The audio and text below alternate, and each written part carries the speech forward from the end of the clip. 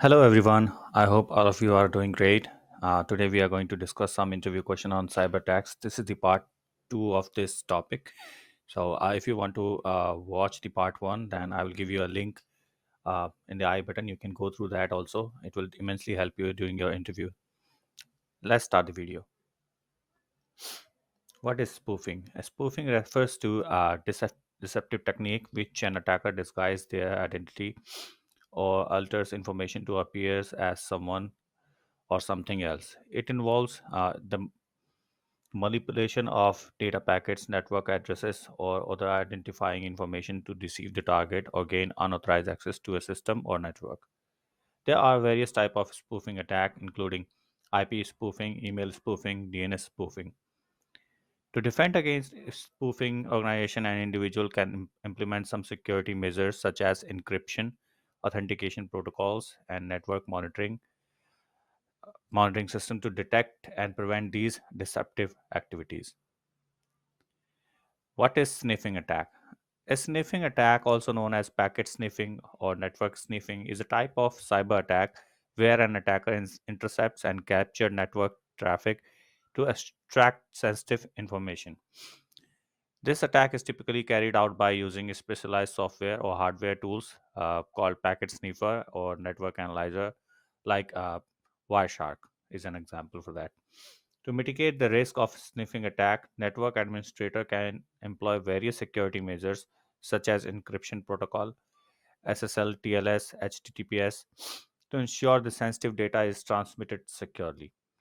Additionally, network monitoring and intrusion detection IDS can definitely detect and prevent unauthorized sniffing activities. Moving to next question. What is phishing? Phishing is a type of cyber attack where an attacker poses as a trustworthy entry such as legitimate company or organization to trick the individual into revealing sensitive information such as usernames, a password, credit card details, or any other personal data. Phishing attacks are typically carried out through email, but they can also occur through other communication channels like text messages, instant messaging, or phone calls. To protect against phishing attack, individual and organization can take several measures, including be cautious with the email, verify sender email address, check the spelling errors, suspicious links, or avoid clicking on unknown or unexpected attachments. Authenticating websites, ensure website URL is correct. Look for the security indicators such as HTTP and be cautious when entering sensitive information online. Educating and raising awareness. So, regularly educate employees or individual about phishing at techniques, warning signs, and best practices for identifying and handling suspicious communication. Using security software, employ reputable anti-phishing tool, spam filters, and antivirus software to detect and prevent phishing attacks. And we can also enable multi-factor authentication MFA. Implementing MFA adds an extra layer of security by requiring additional verification, such as codes sent to mobile device to access any account or system.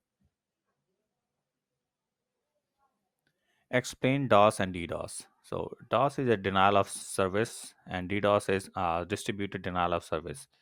Are the two types of cyber attacks that aim to disrupt the availability of a target system, network, or website by overwhelming it with the high volume of illegitimate traffic or resource request.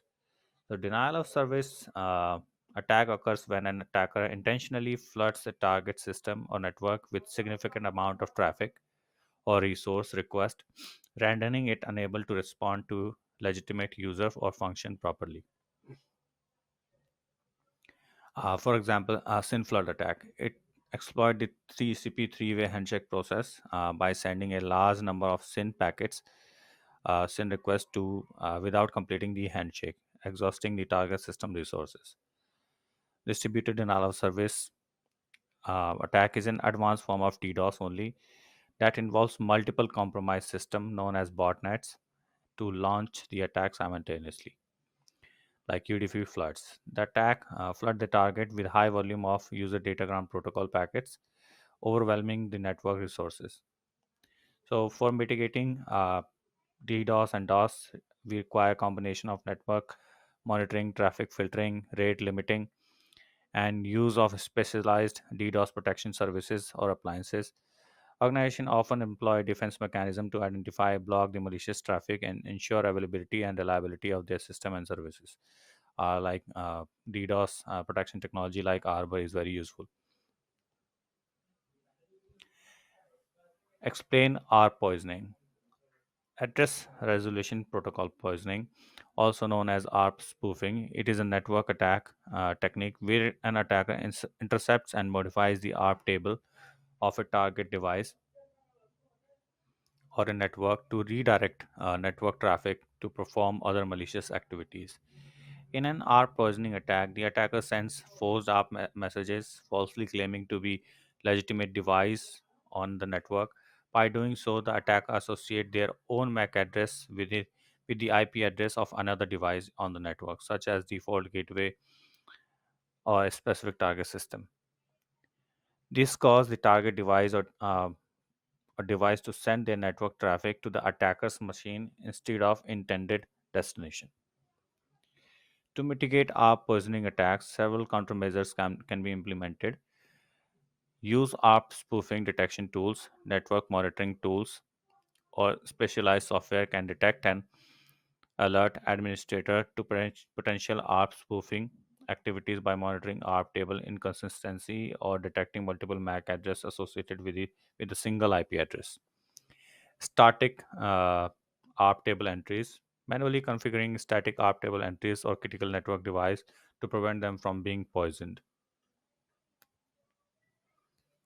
Implement ARP spoofing prevention techniques. Techniques such as ARP spoofing prevention or protection mechanisms such as ARP spoofing detection software, network segmentation, or use of secure protocol like ARPSec can help detect and prevent ARP poisoning attacks. Network segmentation and access control. Employing network segmentation and access control measures can limit the attack surface by and prevent an attacker from easily infiltrating different network segments. Moving to next question. What is MITM attack? MITM means man in the middle attack is a type of cyber attack where an attacker intercepts and potentially alters the or eavesdrops on a communication between the two parties who believes they are directly communicating with each other. The attacker poses themselves as intermediary, intercepting and manipulating data flowing between the legitimate and legitimate communicating parties without their knowledge. In order to mitigate MITM attacks, several precautions can be taken, like encryption. Implement strong encryption protocols such as SSL TLS, ensures that the communication between two parties remains encrypted and secure, making it difficult for attacker to intercept or manipulate the data.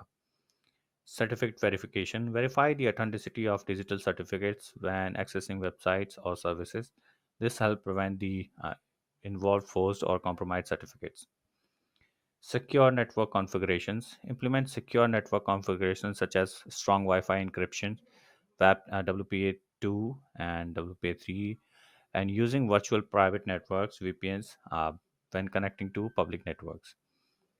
Endpoint security. Maintain up-to-date antivirus software, firewalls, or IDS system on device to detect and prevent unauthorized network interception or manipulation. Explain DNS poisoning. Domain name system poisoning, also known as DNS cache poisoning and DNS spoofing, is a type of cyber network where an attacker corrupts the DNS data stored in DNS resolver or cache. The objective of DNS poisoning is to redirect the legitimate DNS request to malicious IP address, leading the users to unintended website or services controlled by the attacker. To protect against DNS poisoning, several measures can be taken. Domain name system security extensions that provides authentication and data integrity for DNS responses, mitigating the risk of DNS poisoning. It uses digital signatures to validate the authenticity of DNS data. DNS cache best practices configure DNS resolvers, caching servers to minimize the cache poisoning risk. This include implementing secure configuration setting, regularly updating DNS software, and restricting access to DNS servers. Use trusted DNS resolver. So, utilizing trusted DNS resolver provided by reputed organization, or use this DNS servers from trusted ISPs. Network security employs strong firewalls, IDS and IPS, and endpoint security solution to detect and prevent DNS poisoning attempts.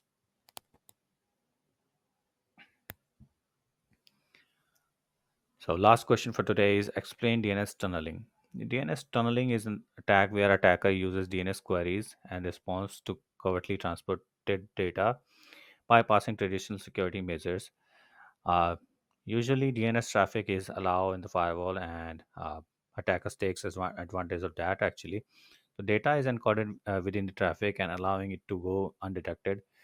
This can be used for data exfiltration, command and control communication, or bypassing network restriction.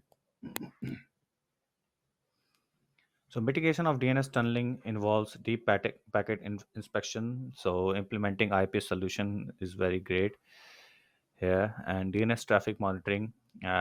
Regularly monitoring DNS traffic for unusual pattern or excessive risk queries and responses.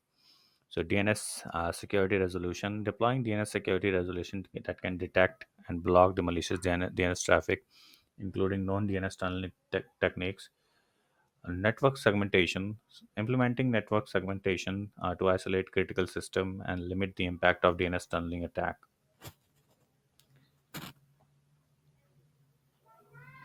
So, guys, we have come to the end of the video. I hope you guys liked it. Kindly share, like, and subscribe the channel. I will meet you in the next video. Thank you. Have a good one. Bye bye.